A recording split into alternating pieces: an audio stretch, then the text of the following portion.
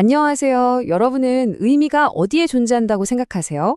우리가 매일 쓰는 단어들, 그 의미의 진짜 출처를 찾아 떠나는 아주 흥미로운 철학 여행 지금 바로 시작해 볼게요. 자, 그럼 아주 간단한 질문으로 한번 시작해 볼까요? 바로 레몬이 뭘까요? 하는 질문이요. 이 단순해 보이는 질문이 어떻게 우리의 상식을 완전히 뒤집는 거대한 아이디어로 이어지는지 아마 깜짝 놀라실 겁니다. 아마 대부분은 노랗고 시고 둥근 과일 뭐 이런 식으로 머릿속에 떠오르는 생각이나 경험을 말씀하시겠죠? 네, 지극히 자연스러운 생각이에요. 사실 이게 바로 의미에 대한 가장 직관적인 접근 방식이거든요. 철학에서는요, 바로 이런 관점을 의미 내재주의라고 불러요. 이게 무슨 말이냐면 단어의 의미라는 게 결국 우리 머릿속에 들어있는 어떤 설명이나 생각, 바로 그거라는 거죠. 그런데 말이죠. 철학자 힐러리 퍼트넘이 이 오란 생각에 아주 강력한 의문을 제기합니다. 그는 이렇게 물었던 거예요.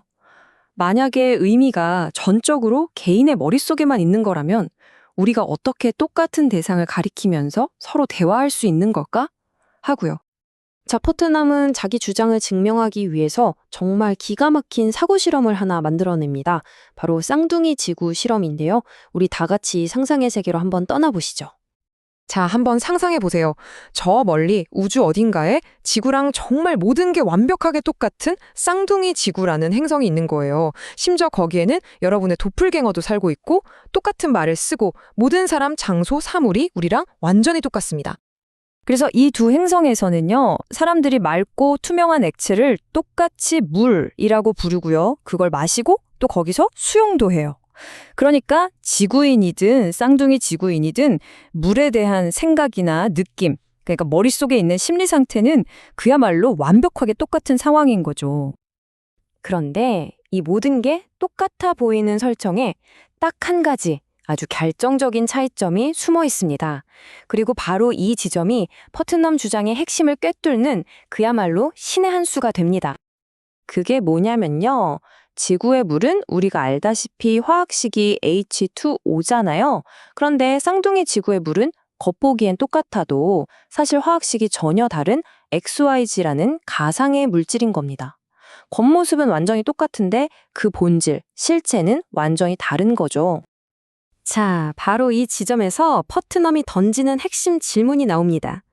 지구에 사는 나와 쌍둥이 지구에 사는 내 도플갱어가 똑같이 물이라는 단어를 말할 때 과연 우리는 같은 걸 의미하는 걸까요? 만약 의미가 머릿속에만 있다면 당연히 답은 그렇다야 하겠죠. 둘의 생각이 똑같으니까요. 하지만 정말 그럴까요? 퍼트넘의 대답은 아주 단호합니다. 아니다 라는 거죠. 두 단어의 의미는 다릅니다. 왜냐? 그 단어들이 가리키는 저 바깥 세상에 실체가 다르기 때문이라는 거예요. 그러니까 의미라는 게 우리 머릿속에만 둥둥 떠다니는 게 아니라 우리가 사는 이 세상에 단단히 닻을 내리고 있다는 겁니다. 이렇게 의미의 중심을 개인의 머릿속에서 우리가 사는 바깥 세상으로 확 옮겨버리는 이 혁신적인 관점을 바로 의미 외재주의라고 부릅니다. 자, 그럼 여기서 또 다른 질문이 하나 생기죠. 의미가 우리 바깥 세상에 있다면 저 같은 평범한 사람들은 금의 원자 구조나 물의 화학식 같은 걸 잘 모르잖아요. 그런데 어떻게 금이나 물이라는 단어를 문제없이 잘 사용할 수 있는 걸까요? 퍼트넘은 이 질문에 답하기 위해 자연종 명사라는 개념을 가져옵니다.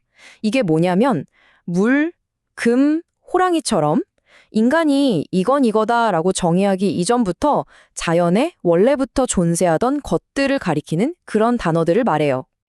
그러니까 이런 자연종 단어들의 진짜 의미는 예를 들어 물의 경우에는 H2O라는 그 화학 구조 자체에 있다는 거예요. 금의 의미는 그냥 노랗고 반짝이는 게 아니라 원자 번호 79번이라는 과학적인 본질에 달려 있고요. 이건 우리가 어떻게 생각하든 어떻게 느끼든 상관없는 객관적인 사실이라는 거죠. 네, 맞아요.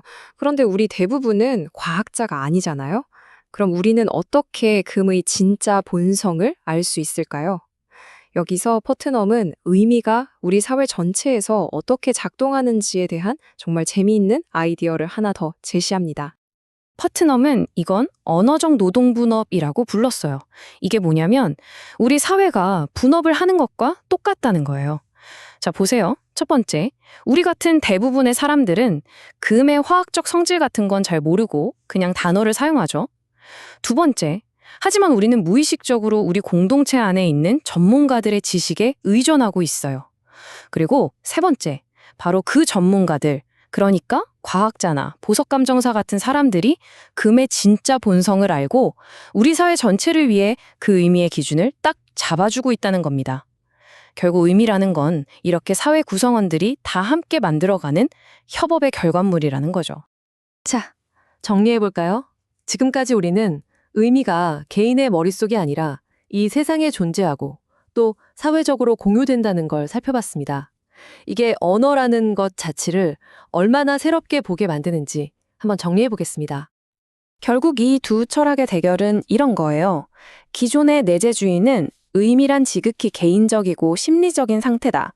당신 머릿속에 있는 서예명이 곧 단어의 뜻이다 라고 봤다면 퍼트넘의 외재주의는 아니다.